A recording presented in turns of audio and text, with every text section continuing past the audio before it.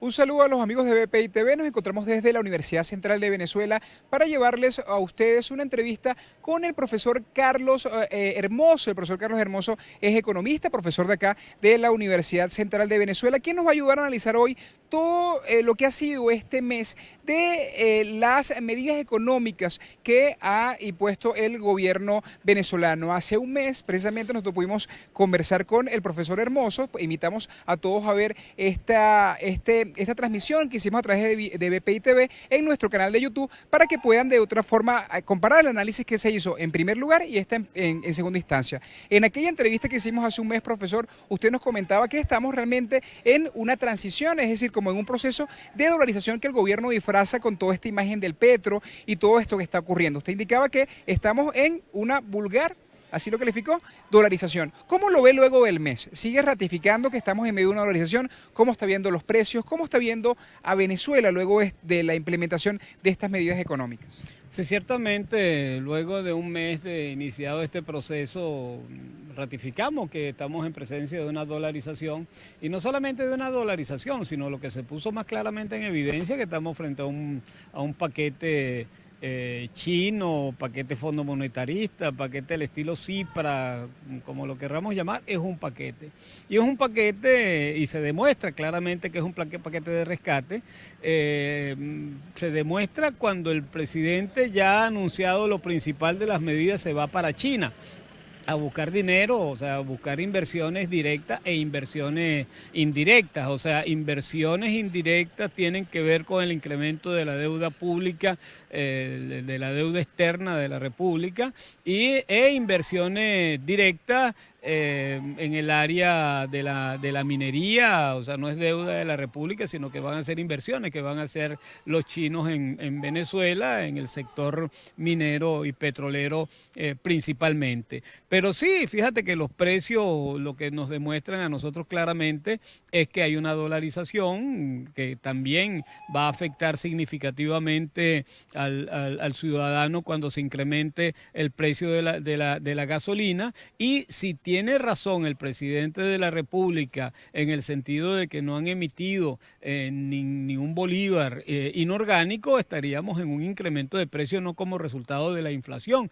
sino como resultado de ese proceso de dolarización y de ajuste del nuevo signo monetario que tiene como respaldo el petro, que a su vez es expresión de una cantidad de riqueza que está presente en el subsuelo, que conllevará un incremento cada vez mayor del precio, hasta que por fin se ancle ese bolívar soberano al petro, y que realmente ese signo monetario exprese la riqueza transable de la economía venezolana. O sea, tendremos que ver hasta dónde va a llegar el incremento de precios, no por inflación, sino por los elementos que hemos señalado anteriormente. Por una parte, la dolarización; por otra parte, el incremento de costos, sobre todo lo que tiene que ver con pasivos laborales y en general los costos de producción. Al incrementarse los insumos, también se incrementa el precio, y por supuesto también por especulación. Esos son los tres elementos que están incidiendo pues en el incremento de los precios actualmente. Si el gobierno se mantiene en la política de no emitir dinero inorgánico, bueno, estos aumentos llegará un momento en que se frenarán, pero que van a colocar el salario real en una capacidad realmente muy baja, ¿no? Actualmente debe estar por el orden de los $15, o sea que comenzó el salario mínimo por $30, de acuerdo a lo que decía el presidente de la República, pero ya debe estar por $15, sobre todo si tomamos en cuenta que una cosa es el dólar DICOM y otra cosa es el dólar paralelo. El dólar paralelo está muy por encima del DICOM, y como hay como 5 marcadores, el dólar promedio está aproximadamente en 106 bolívares, ¿no? Muy por encima del dólar DICOM. Entonces, de tal manera que a un mes del inicio de esta política, bueno, tal vez nos quedamos cortos pues en las perspectivas que señalábamos en esa oportunidad. El venezolano va a ser más pobre, el poder adquisitivo va a disminuir. Cuando aumente el precio de la gasolina, va a haber un nuevo disparo de los precios y menor capacidad capacidad del poder adquisitivo del salario, de tal manera que un salario mínimo que comenzó por $30 al cabo de 3 meses puede llegar, no sé, a $5, con todo y que el anclaje conduzca a un incremento del salario en correspondencia con el precio del petróleo y por lo tanto tendrían que modificar el precio del petro y por supuesto el anclaje del bolívar soberano al petro y el salario mínimo al petro. Profesor, también durante todo este mes han ocurrido una serie de reacciones, bueno, también algunas acciones por parte del gobierno, reacciones por parte de lo que han sido trabajadores, gremios, sindicatos. Pero vamos a empezar con otras acciones del gobierno y después vamos también con lo que ha sido la respuesta de la sociedad civil ante estas medidas, con protesta y otras cosas, otros conocimientos que hemos visto en el país. Pero empezamos con algunas acciones del gobierno. Algunos han calificado que esto también ha sido un poco improvisado. Habló en un momento de un encaje también que va dirigido a lo que es la banca, también vimos lo que fueron los ajustes de las unidades tributarias, vimos una serie de acciones que la gente indicaba que no tenían como cierta coherencia. Al mismo tiempo también observamos al presidente Nicolás Maduro viajar a China, ¿verdad? Y en este viaje a China también hay mucha incertidumbre. El gobierno por un lado indica que es para poder afianzar lo que son estas medidas económicas, pero por otra parte indican que no es dinero líquido que están dando los chinos, sino que es para poder tratar de mantener sus empresas. ¿Cómo ve estas acciones que está haciendo el gobierno? ¿Las ve desadaptadas? ¿Las ve un poco desordenadas? ¿Cómo está observando? Bueno, yo particularmente en ese sentido, en ese particular, creo que el gobierno ha sido tremendamente coherente. Coherente bajo el punto de vista de los intereses y las demandas del Fondo Monetario Internacional. Ahí hace cosa de año y medio, tal vez un poco más, Christine Lagarde, presidente del Fondo Monetario Internacional, señalaba que nos teníamos que acostumbrar a la posibilidad de que la sede del Fondo Monetario Internacional no sea Washington, sino Beijing. O sea, la posibilidad de que se mude la sede del Fondo Monetario a Beijing o Pekín, como toda la vida le hemos dicho, ¿no? Esto no es gratuito. O sea, China viene ya afianzándose como la primera economía del planeta, es el número 1 en PPA, y eso tiene una gran significación en los cambios de política. Quien determina la política es la cantidad de votos que tengan las potencias en este organismo. Estados Unidos la tenía en el orden de más del 16% de los votos del Fondo Monetario. No sé cuánto estará China. Próximamente va a haber una reunión del Fondo Monetario Internacional donde es una de las cosas que van a determinar es precisamente eso, qué votación tiene cada país, y con toda seguridad China se aproxima cada vez más a Estados Unidos y próximamente lo va a sobrepasar si nos atenemos a lo que dijo nada más y nada menos que la presidenta del fondo, Christine Lagarde. De tal manera que China, como principal acreedor de América Latina y particularmente de Venezuela, le impone un conjunto de medidas al gobierno de Maduro, de tal suerte de que este es un paquete que tiene toda la factura fondo monetarista y específicamente toda la factura china. O sea, quienes elaboran el paquete de rescate de Maduro, un paquete criminal a todas luces, es el gobierno de acuerdo con la orientación de los chinos. Esto es una colonia china, está en Venezuela, ya dejó de ser una semicolonia dependiente de Estados Unidos para convertirse en un país dependiente del imperialismo chino. De allí que el gobierno tome este conjunto de medidas, implante este paquete y va para China. O sea, a rendir cuentas. No solamente a rendir cuentas, o sea, demostrarle a los chinos que Venezuela ya resolvió el problema de su capacidad de crédito, a cambio de lo cual esperan que los chinos le entreguen. Hay dudas al respecto, pero yo creo que eso lo van a dar alrededor de $12.000 millones en inversión indirecta y una cantidad significativa en inversión directa. O sea que el gobierno venezolano está confiando en esa digamos, empréstitos pues, e inversiones de la República China, ¿no?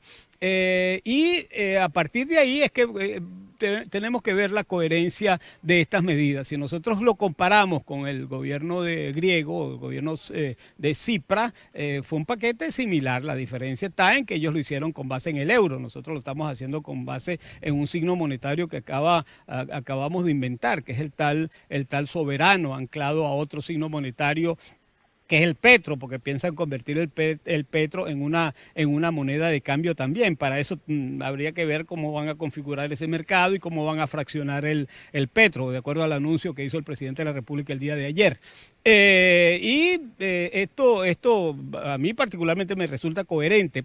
Claro, coherente para mantener la capacidad de crédito del Estado venezolano, no coherente en relación con el incremento del salario real de los trabajadores, para nada. O sea, el salario real de los trabajadores va a seguir cayendo, el incremento de precio, la especulación, la escasez, son problemas que se van a agravar en Venezuela, pero el gobierno va a seguir manteniendo una política de cara a las demandas que tienen los acreedores del país, los principales acreedores, que es la República China.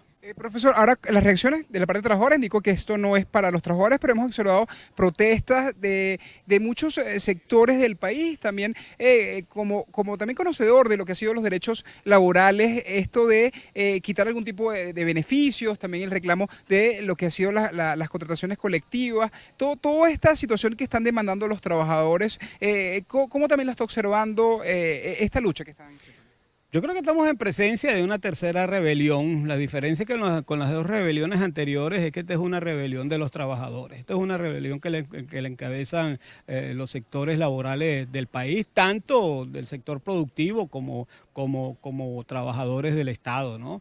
Y es una rebelión que ya se está realizando de manera muy contundente. La jornada de protesta que se realizó hace 2 días es una prueba de eso, y todos los días tenemos una cantidad enorme de protesta con todo y el cerco mediático del gobierno. Se conoce las manifestaciones que se vienen realizando. Algo particular que se viene dando es un movimiento asambleístico. Hoy se realizó una asamblea del magisterio en el estado Táchira, con una asistencia enorme y con una disposición de lucha bastante grande. El lunes vamos a hacer una asamblea o un acto donde se va a presentar en el aula magna de la Universidad Central de Venezuela un pliego conflictivo de un conjunto de sectores laborales del país, donde está también el movimiento estudiantil, por supuesto, profesores universitarios, magisterio, sector salud, y pare usted de contar, donde se va a presentar un pliego conflictivo que va a desencadenar un conjunto de iniciativas. Una de las metas a partir de ese pliego conflictivo, sin duda alguna, es el paro nacional o la huelga nacional que debe decretarse en su oportunidad cuando las condiciones así lo permitan, y refleja el descontento que vienen teniendo los trabajadores. El engaño del gobierno de que aumentó el salario, ya está muy claro, no solamente por el problema de la pérdida del poder adquisitivo de lo que dieron a partir del 20 de agosto, sino también por el problema de la escasez. O sea, ya no se consigue carne, no se consigue pollo, y si se consigue es a un precio inalcanzable. No se consiguen los huevos tampoco. El queso llega hasta 450, 500 mil, ¿cómo serían ahorita? 500 soberanos, 5 mil, qué sé yo, pues. O sea, ya se pierde de vista pues el incremento de precios de artículos de primera necesidad. Tampoco se consigue leche. O sea, la desesperación de la familia venezolana a partir de la implantación de este paquete fondo monetarista de factura china es indiscutible. Eso sigue alimentando el descontento de los venezolanos, de tal manera, como concluimos un material que escribimos hace cosa de un mes, ¿verdad? El gobierno está afianzando un camino para una política erosiva de la economía venezolana, ¿verdad? Pero también está creando condiciones para que los venezolanos podamos salir de él. Profesor, ya para ir culminando, yo quisiera también que nos hablara sobre parte de los anuncios del día de ayer, que también tiene a muchas de las poblaciones en tensión, y hay protestas en el estado Táchira también y algunos otros estados por el problema de la gasolina. Ya dice, el presidente anunció que ya para la semana que viene ya todos van a pagar el nuevo precio de la gasolina, o así se entendió, y también observamos cómo en varias estaciones de servicio ya se está implementando, o se está poniendo en el plan piloto de cómo usar este dispositivo para poder pagar la gasolina a un precio preferencial o a un otro precio. ¿Cómo usted está observando también esto que habló el presidente el día de ayer sobre toda esta nueva forma de vender y suministrar la gasolina, estos anuncios que está haciendo? Seguramente una de las cosas que le demuestra el presidente de la República a los chinos es que por la vía del incremento del precio de la gasolina van a terminar de cuadrar cuentas. O sea, de lo que se trata es de aumentar la recaudación, pero no la recaudación por la vía del impuesto sobre la renta, sino a través de la presión tributaria. Dicho de otra manera, a través del impuesto pues, que se le cobra a la ciudadanía por el consumo. O sea, un tributo que tenemos que pagarle al Estado venezolano por consumir. Una cosa a todos todas luces criminal, que se justifica tal vez en un país con alto desarrollo y con salarios bastante elevados, qué sé yo, pues la presión tributaria en Suecia llegó a ser hasta del 50%, o sea, por cada 100 coronas tenían que darle el Estado la mitad, pero aún así a cualquier familia sueca le alcanza el salario para cubrir todas sus necesidades e incluso tener capacidad de ahorro. ¿Cómo va a haber un tributo al consumo a los venezolanos que no tenemos con qué comer, ¿no? De tal manera que lo del precio de la gasolina es una medida de carácter estratégico, un objetivo muy claro, pues, para cuadrar cuentas y demostrarle a los chinos que sí tenemos solvencia para seguirle pagando lo que nos prestan y seguirse endeudando, como en efecto lo hizo en su reciente viaje, de tal manera que eso va. O sea, el aumento de la gasolina va y eso va a generar un conjunto de protestas porque el aumento del precio de la gasolina va a significar nuevamente un aumento de los precios de todas las cosas, de todos los bienes transables en Venezuela, de todos los bienes y servicios, ¿no? Y ese aumento, digamos, lo están preparando, tienen que afianzar una plataforma tecnológica con todas las limitaciones que tiene la transmisión acá en Venezuela. Seguramente están trabajando en esa dirección, pero yo creo que el gobierno tiene toda la disposición del mundo en ser eficiente en esta materia. O sea, eso lo van a imponer, eso lo van a implantar con las consecuencias en el nivel de descontento, pues, de los venezolanos. Te repito, es una medida de carácter estratégico, el aumento del precio de la gasolina, el incremento del IVA, el incremento de otros servicios, el incremento de la unidad tributaria, y pare usted de contar, simple y llanamente es una política para recaudar fondos para pagarle a los chinos, pues. Muchísimas gracias, profesor Hermoso. Gracias al profesor Carlos Hermoso, que en el día de hoy nos ha permitido entender un poco más todo lo que ha sido o lo que ha ocurrido luego de este mes de implementación de medidas económicas. Es parte de la información que nosotros podemos aportar hasta esta hora desde la ciudad de Caracas. ¿Quién les reportó para BPI TV? Héctor Luis Caldera.